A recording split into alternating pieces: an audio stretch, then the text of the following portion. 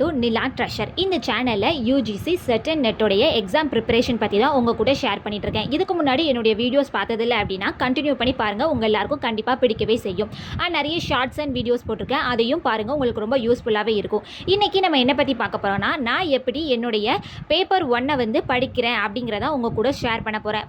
First of all பார்த்தோம் அப்படின்னா, இந்த யூஜிசி செட் அண்ட் நெட்டுக்கு ஒரே சிலபஸ் தான். ஸோ அதனால் பிரச்சனை கிடையாது. நம்ம வந்து செட் எக்ஸாமுக்கும் எழுதிக்கலாம், நெட் எக்ஸாமுக்கும் எழுதிக்கலாம். ஸோ நம்ம வந்து அதிகமாக எக்ஸாம் எழுதும் போல அந்த எக்ஸாம் பேட்டர்ன் எப்படி இருக்குது அப்படின்னு சொல்லிட்டு நம்மளுக்கு ஒரு கிளியரான ஒரு வியூ பாயிண்ட் கிடைக்கும். அண்ட் வந்து கொஸ்டின் வந்து கொஞ்சம் ட்ரிக்கியாக தான் இருக்கும். ஆனால் வந்து கான்செப்ட் தெரிஞ்சிச்சு அப்படின்னா கொஞ்சம் அமைதியாக யோசிச்சு பார்த்தோம் அப்படின்னா அந்த கொஸ்டினுக்கான ஆன்சரை நம்ம ஈஸியாகவே கண்டுபிடிச்சிடலாம். இப்போது சிலபஸ் எடுத்துட்டோம் அப்படின்னா அந்த சிலபஸில் பேப்பர் 1ல் எப்படியும் ஒரு 10 யூனிட் இருக்குது. இந்த 10 யூனிட்டை நான் எப்படி பிரித்து படிக்க உங்க கூட இப்போ நான் ஷேர் பண்ணுறேன். ஓகேவா? இப்போ வந்து ஃபர்ஸ்ட் என்ன அப்படின்னா, இந்த யூனிட்டை பொறுத்த வரைக்கும் யூனிட் 1, 2, 4, 6 இந்த 4த்தையும் நான் என்ன சொல்கிறேன் அப்படின்னா அண்டர்ஸ்டாண்டிங் அண்ட் மெமரி பண்ணக்கூடிய விஷயமாக தான் இருக்குது. இது வந்து ஸ்டாட்டிக்ஸ் அப்படின்னு சொல்லி சொல்லுவோம். இந்த இதில் வந்து நம்ம மோஸ்ட்லி அந்த விஷயத்தை அண்டர்ஸ்டாண்ட் பண்ணி அப்படி மெமரி பண்ணிட்டோம் அப்படின்னா எக்ஸாமில் கேட்கும் போல எழுதலாம். இல்லை ரொம்ப மோர் எஃபெக்ட்லாம் போட்டு படிக்கணுங்கிற அவசியமும் இல்லை.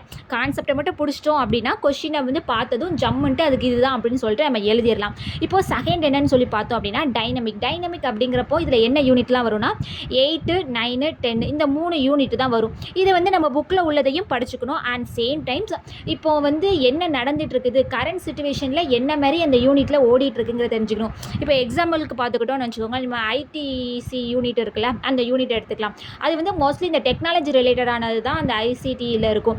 அப்போது இந்த சுச்சுவேஷனில் இப்போ கரண்ட்டாக அந்த ஐசிடியில் என்ன மாதிரியான டெக்னாலஜிலாம் டெவலப் ஆகிருக்கு அப்படிங்கிற இதை தெரிஞ்சுக்கணும். இப்போ ஈஸியாக சொல்லணும் அப்படின்னா இந்த கரண்ட் அஃபேர்ஸை தெரிஞ்சுக்கணும். கரண்ட் அஃபேர்ஸ் மீன்ஸ் ரொம்பலாம் தெரிஞ்சுக்க வேண்டாம். அந்த யூனிட்டுக்கான கரண்ட் அஃபேர்ஸை தெரிஞ்சு வச்சுட்டோம் அப்படின்னா உங்கள் கொஸ்டின் கேட்கும் போல் ஈஸியாக இருக்கும். நம்ம சிலபஸில் படிக்கிறது மட்டுமே இந்த 3 யூனிட்லேயே வருங்கிறது கன்ஃபார்ம் கிடையாது. பட் கான்செப்ட் இருக்கும். பட் இப்போ கரண்ட்டில் என்ன நடக்குதோ அதை வச்சு தான் மோஸ்ட்லி ஆஃப் த கொஸ்டின்ஸ் வரதுக்கு வாய்ப்பு இருக்குது. அதுக்கப்புறம் 3வது என்னன்னு சொல்லி பார்த்தோம் அப்படின்னா ப்ராக்டிஸ். அதில் வந்து 3rd யூனிட்டு, 5th, 7th இந்த 3 யூனிட்டும் வரும். இந்த 3rd யூனிட்டை பொறுத்த வரைக்கும் என்னென்னா காம்ப்ரிஹென்ஷன். இந்த காம்ப்ரிஹென்ஷனுக்கு ஒரு சிம்பிளாக ஒரு ட்ரிப் சொல்லித்தரேன்.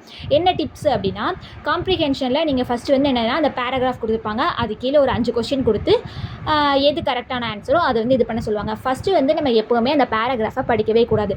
கீழே என்ன 5 கொஸ்டின் கொடுத்துருக்காங்க அப்படிங்கிறத பொறுமையாக ரீட் பண்ணுங்கள். அதை ரீட் பண்ணதுக்கு அதுக்கப்புறமா போய் பேசேஜ் ரீட் பண்ணோம் அப்படின்னா நம்மளுக்கு வந்து இந்த கொஸ்டினுக்கு இது ஆன்சர் அப்படின்னு சொல்லிட்டு ஈஸியாக கனெக்ட் பண்ணி பார்க்குறதுக்கு நமக்கு ரொம்ப யூஸ்ஃபுல்லாகவே இருக்கும். ஸோ நீங்கள் பேசேஜை படிச்சுட்டு கொஸ்டினை இது பண்ணீங்க அப்படின்னா கொஞ்சம் ட்ரிக்கியாக இருக்கிற மாதிரி இருக்கும். மோஸ்ட்லி டைரெக்டாக இது பண்ணுற மாதிரி கொஸ்டின்ஸ் இருந்துச்சுன்னா உடனே அதை முதலுக்கு வந்து ஃபஸ்ட்டு முக்கியத்துவம் கொடுத்து அதுக்கு ஆன்சர் பண்ணுங்கள். ட்ரிக்கியாக உள்ளதை அதுக்கப்புறம் பார்த்துக்கலாம். ஸோ முதலே ட்ரிக்கியாக உள்ளதை போய் மண்டையை போட்டு குழப்பிட்டு இருந்தோம் அப்படின்னா ஈஸியாக உள்ளதை வந்து இது பண்ணுறதுக்கு டைம் கொஞ்சம் இதாகும். அதுக்கப்புறம் பொறுத்த வரைக்கும் 5th and 7th யூனிட் பொறுத்த வரைக்கும் எல்லாமே மேக்ஸ் தான். ஸோ மேக்ஸை கொஞ்சம் தெரிஞ்சு வச்சுக்கணும். இது நான் ஆல்ரெடி உங்கள்கிட்ட ஷேர் பண்ணிக்கிறேன்.